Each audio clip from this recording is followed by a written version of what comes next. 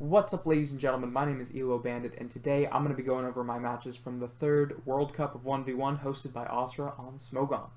I'm playing for Team US West against Team East and Asia in this video. So, without any further ado, let's hop into my matchups and do some analysis. So, my very first matchup, PQS versus Elo Bandit, US West versus US East. I brought a Dom team made up of Marowak, Gyarados, and Genesect, and my opponent PQS brought Tapu Lele, Dragonite, and Durant. I think I'm just going to play the matches before I do the analysis so I don't spoil anything. But basically what happens is I pull out Specs Genesect versus his Dragonite, and unfortunately he's got the Flamethrower to take me on. He also has his EVs set up so that I don't get a special attack boost. So let's talk about the matchup. I really expected him to pull out his Tapu Lele immediately because I have this kind of threatening Marowak and the super threatening Gyarados, which is my answer to his Dragonite, of course. So I thought he would be trying to catch my Gyarados rather, given that the Shattered Psyche can not only defeat Gyarados, but it can also OHKO the Marowak despite having the type disadvantage, since I do have the Ghost type versus a Psychic type there. So Tapu Lele was an awesome pick for PQS, I thought. So I picked into the Tapu Lele. I picked my Steel type with Flash Cannon, and I think I also picked Genesect because it was carrying Flamethrower for the Durant, and of course Ice Beam for the Dragonite. So I saw what was basically a soft 3-0. I picked it, and PQS had the set to take me out. So Flamethrower Dragonite is going to win PQS Game 1. So when Game 2 rolls around, this time I have a different team. This is a Crustle Tapu Lele Zeraora team that I built. It basically just abuses the most powerful Z moves in the meta. And PQS brought Executor, Blaziken, and Primarina. And the Executor really threw me off because I don't have a super easy way to deal with it, especially with my Lele or Zeraora. My Zeraora is Electrium. It's not Outrage or Close Combat or anything like that. It's just mixed Electrium. The Lele is... I want to say this Lele isn't carrying Moonblast. Otherwise, I might have had a better option to pick that into Executor. And then the Crustle is standard Shell Smash Rocky MZ. So, this matchup, I'll play it out first. I go for the Crustle, and my opponent PQS pulls Primarina. Shell Smash isn't going to be enough to break the Aqua Jet Primarina, unfortunately. What I should have done was gone for a turn 1 crit, I suppose. But, yeah, overall PQS just outpicked me there.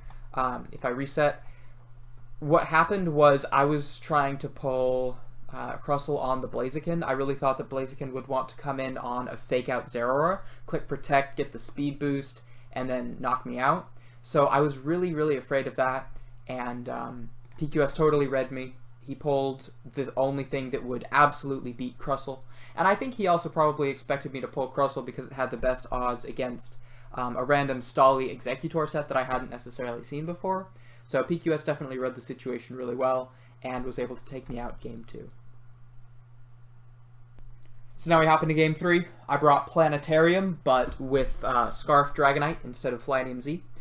PQS brought double Steel. He brought Ferrothorn and Mawile. I thought that was really interesting, in addition to his own Dragonite. So, this matchup, I'll play it first. I went for my Dragonite, he went for his Dragonite. I am choice Scarf, and he reveals Dragonium Z, unfortunately. If he had been anything but Dragonium Z, I think I would have ended up taking that with the double Outrage. However, that was not the case. PQS was able to take me out with his Dragonium Dragonite. What I should have done was hard-read that and picked Tapu Lele, but I was too afraid to pick a Fairy type into the side-by-side steals.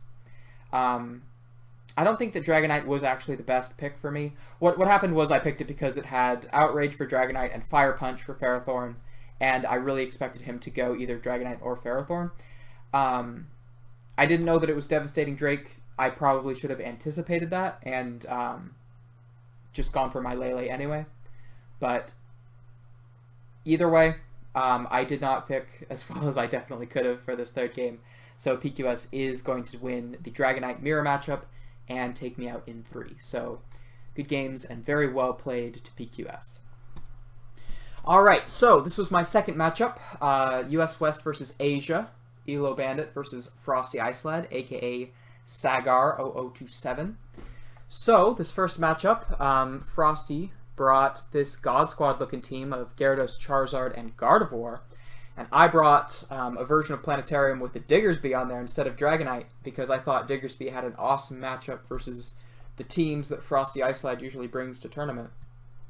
So I'll play the first game. My opponent pulls Gardevoir, I pull Charizard X, and he goes for the Hyper Beam turn 1, but I don't Mega. I want to avoid that Dragon Fairy typing mismatch, so I go straight for the Flare Blitz turn 2 as soon as I outspeed. Let's talk about the matchup itself, because it's kind of interesting. What I have here is a soft 3-0 in Tapu Lele, because Tapu Lele absolutely demolishes Gyarados and Charizard X, given that I do have the standard 248 HP, 88 defense that allows me to take on those physical attackers, in combination with Z Reflect, or actually just regular Reflect followed by Psychium Z in the case of Charizard X. Either way, Tapu Lele does a great job versus these two physical attackers, and it does a decent job versus other Calm Mind users, other fairy types, given that it has Calm Mind, Psychic Terrain, Psyshock, all that good stuff. So Tapu Lele was the obvious pick on my end. It makes perfect sense to me that my opponent picked the Gardevoir into the Tapu Lele, hoping to get a Calm Mind, potentially Psyshock, potentially, you know, boosted Hyper Beam type deal off, given that he was faster. So I picked the thing that would beat his best answer to the 3-0. I went Charizard, and that won me the match, even though it probably would have lost to his Gyarados, or potentially even his Charizard, given that I'm Spadef, rather than fast or defensive Charizard X. So that was game 1. I won it with the Charizard, and we'll move on. Game 2, I neglected to bring a Charizard, so instead I had to make do with my Greninja, Slowbro, and Magearna. My opponent decided to bring Aegislash, Tapu Fini, and Sawk, and I was really wary of both the Aegislash and the Sawk this matchup. I thought Sawk had an awesome matchup versus my Greninja, and I was actually really afraid to pull Greninja into the other two, into Aegislash and Tapu Fini, given that I actually wasn't carrying Dark Pulse on this set. So we'll play it out. I picked Magearna into his Tapu Fini. This is Taunt Tapu Fini, and I thought there was a good chance he would go for Taunt turn 1. However, he opts to just outspeed and go for the 2-hit KO Guardian Brine. I did go for Twinkle Tackle in hopes to 2-hit KO him off a Taunt, but that was not the case, and he was able to brine me to death. So, well played that game. frostyicelad definitely took me by surprise there. I should have gone probably for the Greninja pick, but he definitely read that situation pretty well. Game 3, Elo versus frostyicelad. This time, I brought Planetarium again.